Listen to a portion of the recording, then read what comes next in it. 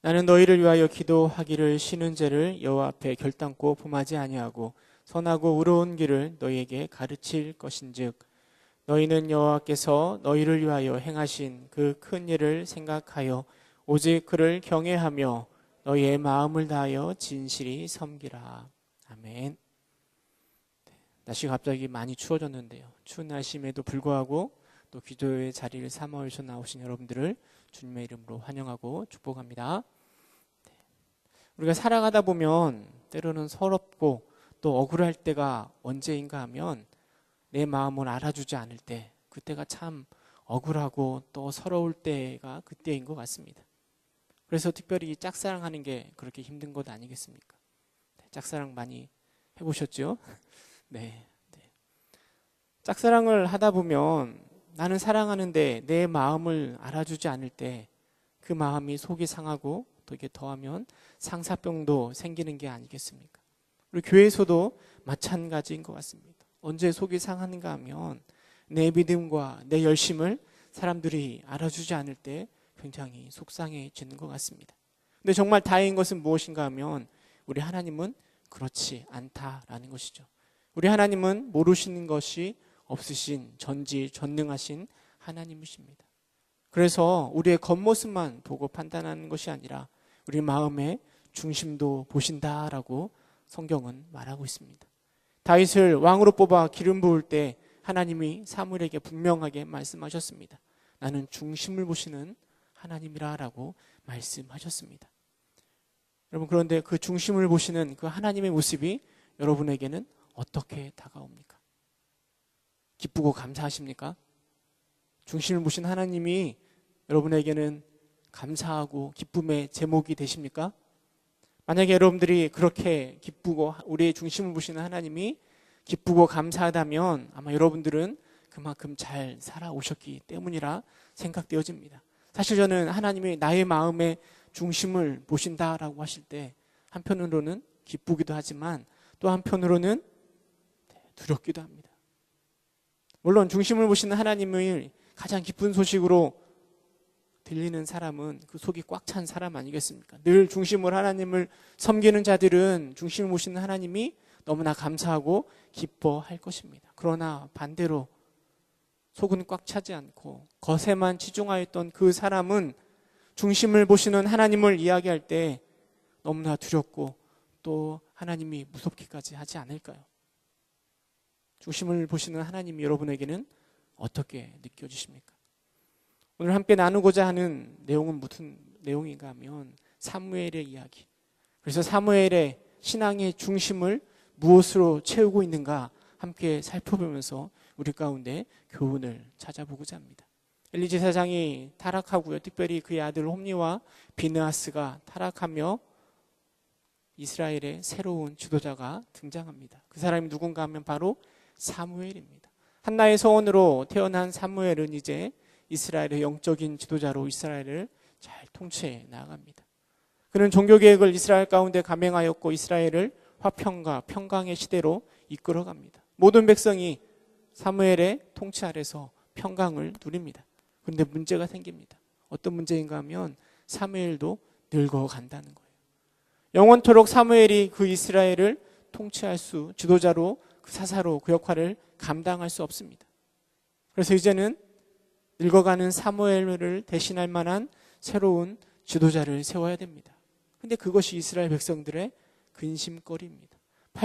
사무엘상 8장 1절에 보면 사무엘이 늙음에 그의 아들들을 이스라엘의 사사로 삼으니라고 기록하고 있습니다. 사무엘이 늙어가니까 이스라엘 백성들이 그의 아들 요엘과 아비야를 이스라엘의 사사로 세워보았습니다. 그런데 3절에 보니까요, 뭐라고 그들을 평가하고 있는가 하면 그의 아들들이 자기 아버지의 행위를 따르지 아니하고 이익을 따라 뇌물을 받고 판결을 굽게 하니라 라고 성경은 기록하고 있습니다. 이스라엘 백성들이 바라볼 때 사무엘의 아들들의 모습은 사무엘에 전혀 미치지 못하고 오히려 사무엘의 아들들을 바라볼 때마다 누가 생각나는가 하면 홈니와 비느하스, 그들이 생각나는 것입니다. 그것 때문에 걱정하고 있는 이스라엘 백성들이 묘안을 뽑아내는데요. 그게 5절에 보면 기록되어 있는데 5절 말씀 8장 5절 함께 읽어보도록 하겠습니다. 시작. 그에게 이르되 보소서 당신은 늙고 당신의 아들들은 당신의 행위를 따르지 아니하니 모든 나라와 같이 우리에게 왕을 세워 우리를 다스리게 하소서 한지라. 누굴 세우자고요? 네, 왕을 세우자라고 이야기하는 것입니다. 사무엘은 이스라엘의 왕이 아닙니다. 사사로 이스라엘 하나님을 대신하여 하나님의 말씀을 전달하며 통치하였던 사사였는데요. 그런데 이제는 왕을 세워 왕으로 하여금 우리를 다스리게 하자라고 이스라엘 백성들이 사무엘에게 요구하는 겁니다. 물론 이 요구의 표면적인 내용은 모든 나라가 다 왕이 있으니까 우리도 세우자 그렇게 말할 수도 있지만 가장 근본적인 이유는 무엇인가 하면 이스라엘 백성들이 사무엘의 아들들을 신뢰하지 못하는 겁니다.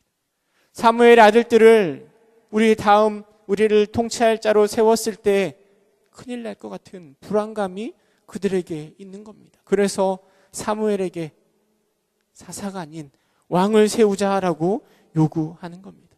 여러분, 왕을 요구하는 이스라엘 백성들의 모습이 사무엘에게 어떻게 다가왔을까요?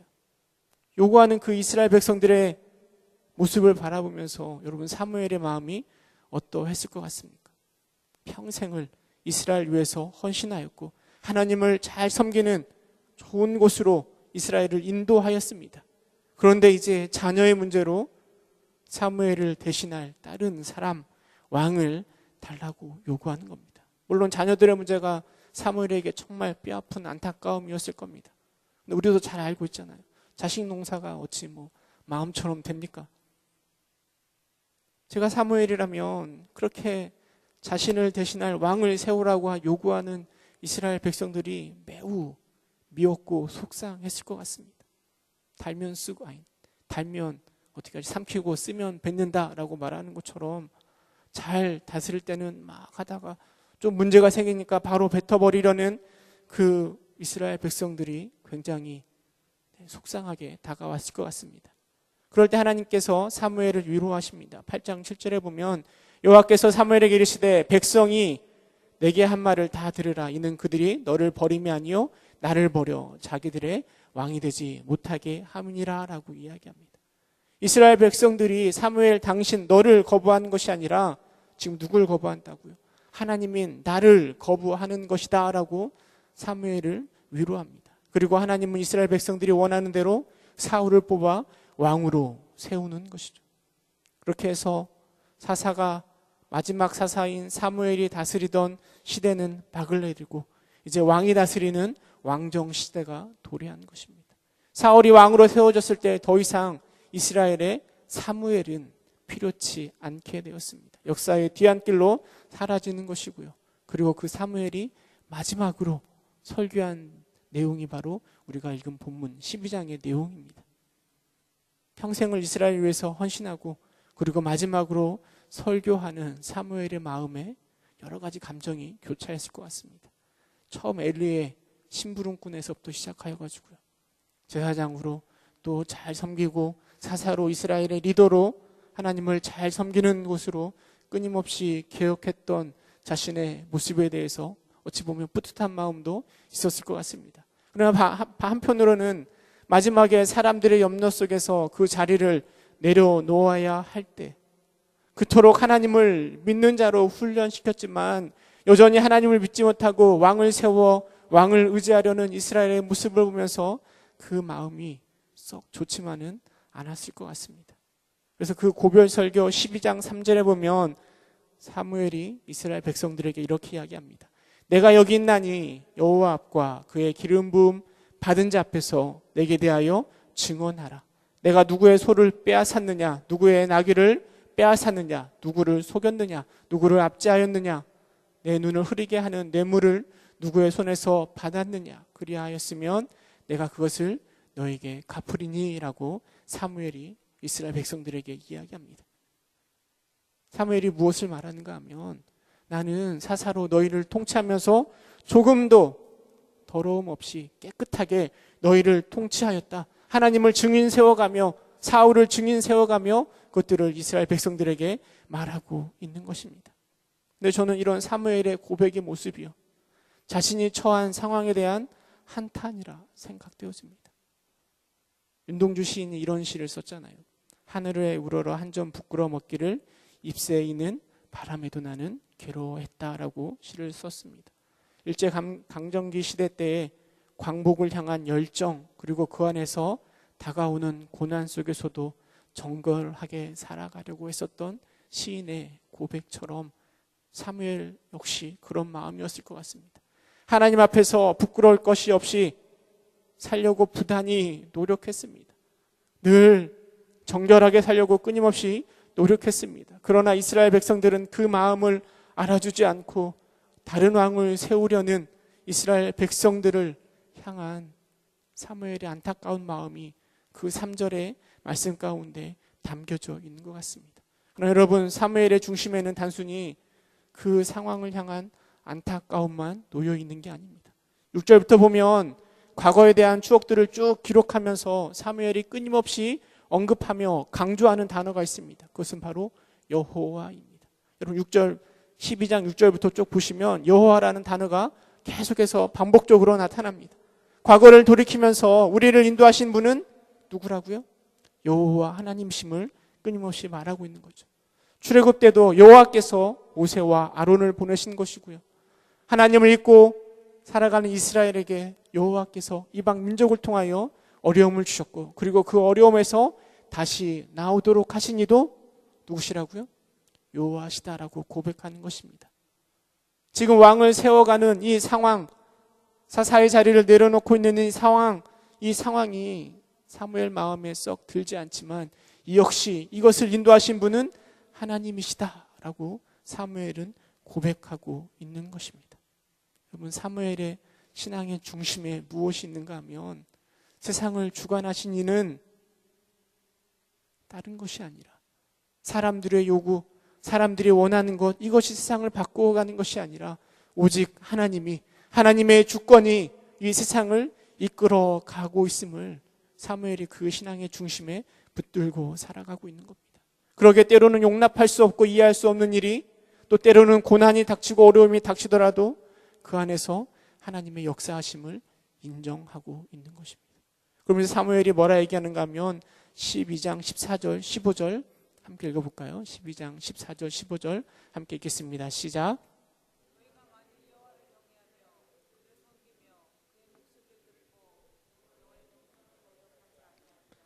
또 너희와 너희를 다스리는 왕이 너희의 하나님 여호와를 따르면 좋겠지만은 너희가 만일 여호와의 목소리를 듣지 아니하고 여호와의 명령을 거역하면 여호와의 손이 너희의 조상들을 치신 것 같이 너희를 치실 것이라. 여러분, 왕을 세우고 무언가를 막연하게 기대하고 있는 이스라엘 백성들에게 사무엘이 뭐라고 얘기하는가 하면, 왕이 세워지고 너희가 원하는 대로 되었지만 그것이 중요한 것이 아니라, 왕을 세운 것이 중요한 것이 아니라 왕을 세운 이후에 너희가 하나님을 섬길 것인가 말 것인가, 이것이 중요함을 사무엘이 말하고 있습니다. 왕이 세워졌음에도 불구하고 하나님을 제대로 섬기지 않는다면, 너희나 너희 왕이 하나님의 말씀에 순종하지 않는다면 하나님이 너희를 치실 것이라 라고 사무엘이 이스라엘 백성들에게 이야기합니다. 그러면서 사무엘은 이스라엘 백성들이 왕을 요구하는 것이 얼마나 잘못된 것인가를 우레와 비를 통하여 말씀합니다. 당시 시절이 어떤 시대인가 하면 밀을 베는 시기입니다.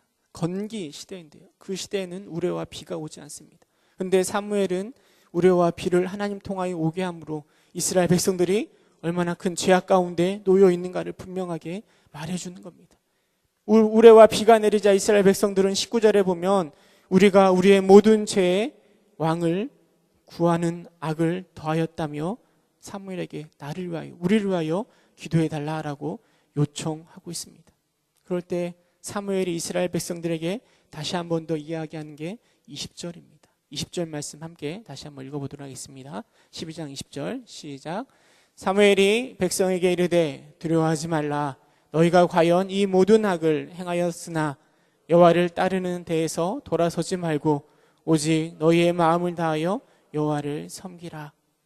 여러분, 이 고백 속에 보면 사무엘의 신앙 안에 무엇이 신앙 안에 무엇이 자리 잡고 있는가 한 가지 더 생각해 볼 수 있는데요. 그것은 바로 하나님의 사랑에 대한 확신이 그 안에 담겨져 있는 것입니다.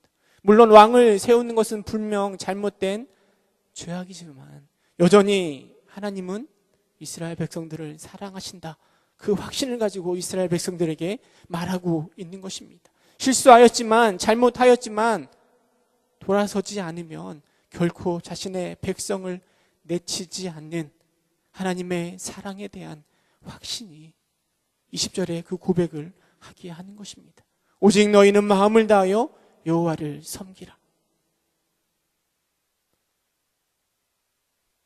여호와를 따른 데서 돌아서지 말고 오직 내 마음을 다하여 여호와를 섬기라라고 사무엘이 고백하고 있는 이유가 그 신앙의 중심에 여전히 우리를 사랑하시는 하나님을 향한 확신이 있기 때문입니다. 여러분, 사무엘의 신앙의 그 중심에 무엇이 있는가 하면 우리의 삶을 주관하시는 주권자로서의 하나님, 그리고 여전히 우리를 사랑하시는 그 하나님의 향한 신앙이 그 안에 중심에 있기 때문에 때로는 사무엘이 지금 사사의 자리에서 내려올 때 마음이 서운하고 안타까움이 있을지라도 깔끔하게 그 자리를 내려놓고 다시 본연으로 돌아가는 모습을 바라보게 되는 것입니다. 여러분, 그렇다면 우리의 신앙의 중심에는 무엇이 있는지 고민해 봐야 되지 않을까요? 우리는 하나님을 섬기고 하나님을 신앙하는 사람들입니다. 믿는 자들입니다. 그렇다면 우리의 신앙의 중심에 무엇이 있는지 고민해 봐야 될 것입니다. 말씀을 묵상하면서요, 누구의 신앙이 또 생각나는가 하면 왕을 요구하는 이스라엘 백성들의 신앙 안에는 무엇이 있을까 이렇게 좀 묵상해 보게 됩니다.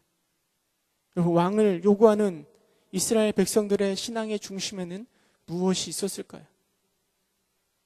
저는 그 왕을 요구하는 이스라엘 백성들의 모습 속에서 우리 신앙의 중심에 무엇이 있는가를 좀 생각해 보게 되는 것 같습니다. 사무엘상 8장 5절은 이렇게 이야기합니다. 그에게 이르되 보소서, 당신은 늙고 당신의 아들들은 당신의 행위를 따르지 아니하며 모든 나라와 같이 우리에게 왕을 세워 우리를 다스리게 하소서라고 이스라엘 백성들이 요구합니다. 왕을 요구하는 이스라엘 백성들의 모습 가운데는 크게 두 가지 이유가 있습니다. 한 가지는 사무엘 아들들의 행위가 악한 것이고, 또 한 가지는 모든 나라들이 다 그렇게 하니까 우리도 그렇게 하자라고 말하고 있는 것입니다. 이 이유를 곰곰이 생각해 보면 이스라엘 백성들의 신앙의 중심에 무엇이 있는가를 짐작해 볼 수 있습니다. 여러분, 그들의 신앙의 중심에는 하나님이 나를 사랑하고 세상을 주관하시는 하나님이 있는 것이 아니라 나의 평안을 추구하는 내 모습이 그 신앙의 중심에 있는 것입니다. 여러분, 왜 왕을 요구하고 있습니까? 사무엘의 아들이, 그 아들들이 사사가 되면 자신의 평안이 깨질까 하는 두려움 때문에, 그것 때문에 불안해하며 왕을 요구하고 있는 것 아닙니까? 왕을 통하여 하나님을 얼마나 더 잘 섬길 수 있을까? 왕을 통하여 하나님 앞에 우리가 어떻게 영광을 돌릴까? 그 생각들이 그 안에 있는 것이 아니라 사무엘의 아들들이 생긴 그 자리에 올라서면 내 평안이 깨질까 하는 두려움 속에서 그들이 아니라 왕을 세워 내 평안을 누리고자 스스로 내 평안을 찾아 움직이고 있는 이스라엘 백성들의 모습을 바라보게 되는 겁니다. 여러분, 우리도 마찬가지입니다. 하나님은 알아서 우리의 삶을 인도해 주실 것입니다. 물론 때로는 고난과 역경 가운데 놓여 있을 수도 있고 또 슬픔이 우리를 억누를 수도 있습니다. 그럼에도 불구하고 하나님을 신앙하는 이유는 푸른 초장으로 인도하실 하나님을 향한 확신이 있기 때문입니다. 그게 믿음이고 신앙인데요.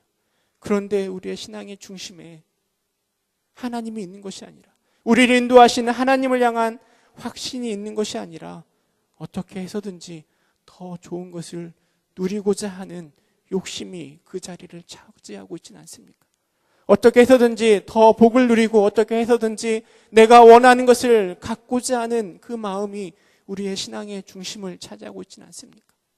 그래서 저 하나님을 이용해서라도 왕을 통하여 내 욕심을 채우려고 내 편의를 추구하였던 이스라엘 백성들처럼 하나님을 통하여서, 하나님을 향한 믿음을 통하여서 내 욕심, 내 복을 받고자 하는 모습으로 우리의 신앙을 사용하고 있지는 않습니까? 우리의 신앙의 중심에 하나님을 이용하여서 복을 누리고자 하는 우리의 욕심이 가득 차 있지는 않습니까? 왕을 세우고자 하는 이유가 또 한 가지 무엇이라고 했는가 하면 모든 나라와 같이 되고자 하는 마음이라고 이야기했습니다. 지금 그 당시에 이스라엘 주변의 모든 나라들은 왕을 세워서 통치하도록 하였습니다. 그런데 지금 이스라엘은 왕이 없습니다. 대신에 사사인 사무엘이, 더 엄밀히 말하면 하나님이 다스리고 계십니다. 그러나 이스라엘 백성들이 생각할 때 다른 나라들처럼 왕을 세우면 더 강해질 것 같고 더 좋아 보이니까 하나님 앞에 왕을 요구하는 것 아니겠습니까? 좀 더 과장하여 설명하면 이스라엘 백성들은 더 좋아 보이는 세상을 따라하는 것입니다. 그리고 그것을 통하여서 자신을 보다 더 높이고자 하는 마음이 그 안에 담겨져 있습니다. 우리의 신앙의 중심을 또 곰곰이 생각해 보면 그런 모습이 참 많이 있다라는 거죠. 옳고 그름을 떠나서 우리가 예배를 드리고 신앙하는 이유가요, 하나님께 영광이 아니라 그 신앙 생활을 통하여 나를 높이고자 하는 마음이 우리 안에, 우리 신앙의 중심에 가득 차 있지는 않습니까? 열심히 예배드림, 열심히 기도하는 모습, 열심히 찬양하는 모습, 헌금하는 모습, 봉사하는 모습, 그걸 통하여 하나님께 영광이 아니라 그걸 하고 있는 나를 높이고 그걸 하고 있는 나이가 찬양받기를 원하고 내가 인정받고 싶어하는 마음 가운데 우리가 신앙의 자리에 서 있지는 않는가 하는 것입니다. 겉으로 드러나는 신앙의 행동의 모습은 비슷할 수 있습니다. 그렇다고 해서 그 마음의 중심이 어떠하든지 상관없다라고 생각해서는 안 될 것 같습니다. 왜냐하면 우리 하나님은 우리 마음의 중심을 보시는 분이시기 때문입니다. 그래서 우리는 늘 우리의 중심이 어디에 있는지 점검해 보아야 됩니다. 사무엘의 이 마지막 고별 설벽 가운데 많이 이렇게 묵상이 되는 말씀은 그 마지막 때 23절 말씀, 이 사무엘이 이스라엘 백성을 위해서 무엇을 할 것인가를 고백하는 이 내용들이 전 묵상하면서 많이 와 닿았습니다. 우리 23절 말씀 함께 읽어보도록 하겠습니다. 시작.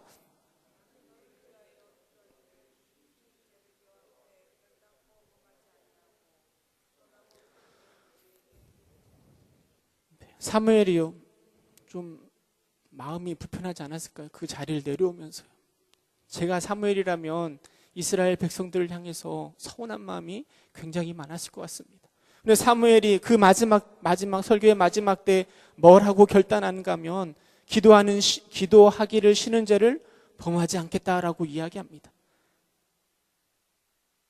이스라엘 백성들을 위하여서 기도하지 않는 것을 사무엘은 죄라라고 인식하고 있고요. 그 죄를 결단코 범하지 않겠다라고 이야기합니다. 모든 다스리는 권력에서 다 내려놓았잖아요. 이제는 왕이 사무엘을 대신해서 다 다스릴 것인데요. 다 내려놓긴 하지만 여전히 무엇 하기를 결단하는가 하면 선하고 의로운 길을 너희에게 가르칠 것이라 라고 사무엘이 이스라엘 백성들에게 말하고 있습니다. 제가 사무엘이라면 결코 그들을 위해서 기도하거나 여전히 그들을 위해서 무언가를 봉사하고 헌신하고자 할 마음이 전혀 없을 것 같습니다. 그런데 그럼에도 불구하고 사무엘은 그렇게 행합니다. 왜냐하면 사무엘의 중심에 하나님이 있는 것이고, 그리고 어떻게 하면 하나님을 기쁘시게 해드릴까 하는 고민과 생각이 그 신앙 중심에 놓여 있기 때문입니다. 이스라엘 백성들을 자신의 백성 삼으신 하나님이 기뻐하시고 있는데 그 하나님을 어떻게 하면 더 기쁘시게 해드릴까 하는 고민 가운데 그들을 위하여서 기도하는 것을 멈추지 않겠다, 그들을 위하여 선하고 의로운 것을 가르치겠다라고 결단하며 나아가고 있는 것입니다.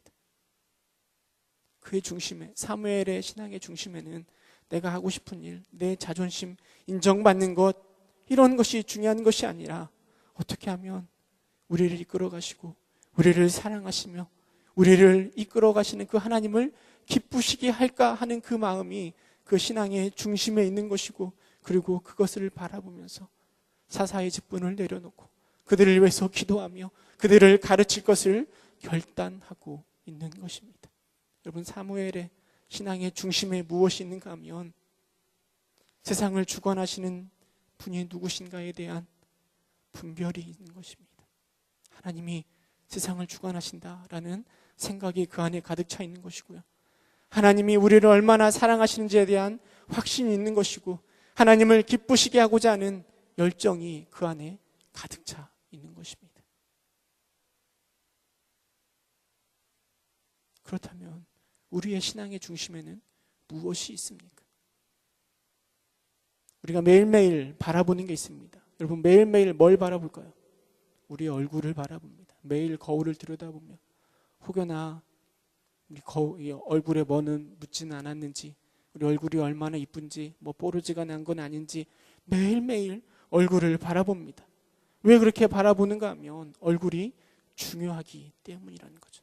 여러분, 얼굴마다 얼굴만큼 중요한 게 있습니다. 그게 무엇인가 하면 우리 신앙의 중심입니다.